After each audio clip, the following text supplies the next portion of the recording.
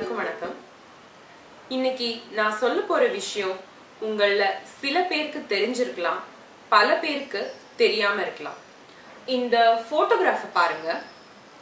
ரொம்ப நாட்களா இன்டர்நெட்ல பிரபலமா வலம் வந்துட்டு இருக்க ஒரு போட்டோ தான் இது. 1835ல பிரிட்டன்ல எம்பியா இருந்த லார்ட் மெக்காலே அப்படிங்கிறவரோட வார்த்தைகள் தான் இந்த போட்டோல இருக்கு. அவர் என்ன சொல்றாருன்னா, I have traveled across the length and breadth of India and I have not seen one person who is a thief, who is a beggar. அவ்வளவு வளங்கள் இருக்கு இந்த நாட்டுல. மக்கள் அவ்வளவு திறமை உள்ளவர்களா இருக்காங்க, பண்புள்ளவர்களா இருக்காங்க. பிரிட்டனால இந்தியாவை கைப்பற்ற முடியும்னே எனக்கு தோணல.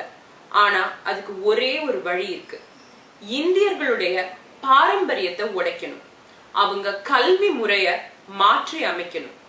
என்னைக்கு இந்தியர்கள் அயல் நாடும் ஆங்கிலமும் உயர்ந்ததுன்னு நினைக்கிறாங்களோ அன்றைய தினமே அவங்க பிரிட்டனுக்கு அடிமையாகிடுவாங்க. இதுதாங்க நடந்துச்சு. இந்த நிமிஷம் வரைக்கும் இதுதான் நடந்துகிட்டும் இருக்கு.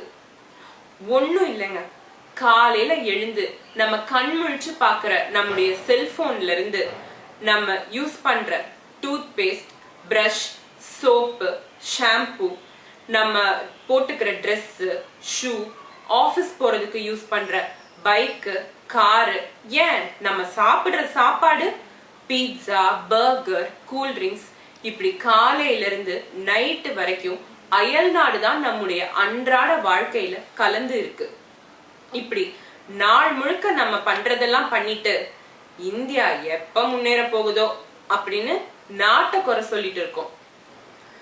நாம ஃபாரின் கண்ட்ரீஸ்ல இருந்து திங்ஸ இம்போர்ட் பண்ணி யூஸ் பண்ண நம்முடைய பணம் வெளிநாடுகளுக்கு போகுது. இதனால இந்தியன் கரன்சியோட மதிப்பு வீக் ஆகிட்டே வருது. இதுவே நாம இந்தியன் பேஸ்ட் கம்பெனிஸ் தயாரிக்கிற பொருட்களை வாங்கி பயன்படுத்தணும்னா இந்தியன் கரன்சியோட மதிப்பும் ஸ்ட்ராங் ஆகும். அதே நேரத்துல இந்தியால தொழில்களும் வளரும்.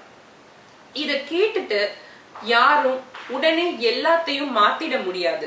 ஆனா அடுத்த தடவை நம்ம பொருட்கள் வாங்கும் போது ஒரு 2 நிமிஷம் இத பத்தி யோசிச்சு அதுக்கப்புறம் வாங்கணும் அப்படின்னா அதுவே நாம ஒவ்வொருத்தரும் நம்ம நாட்டுடைய வளர்ச்சிக்கு அளிக்கிற ஒரு மிகப்பெரிய பங்களிப்பா இருக்கும். நம்ம இந்தியர்கள் எல்லாரும் நம்முடைய ஒற்றுமையையும் நாட்டு பற்றையும் வெறும் கிரிக்கெட் மேட்ச்லயும் இல்ல இண்டிபெண்டன்ஸ் டே இல்ல ரிப்பப்ளிக் டே வந்தா ஃபேஸ்புக்ல ஸ்டேட்டஸ் போடுறதுலயும் மட்டும் காட்டாம இந்த மாதிரி நம்மளால முடிந்த சில நல்ல விஷயங்கள்ல நம்ம நாட்டு பற்ற காட்டலாமே. ஜெய் ஹிந்த்.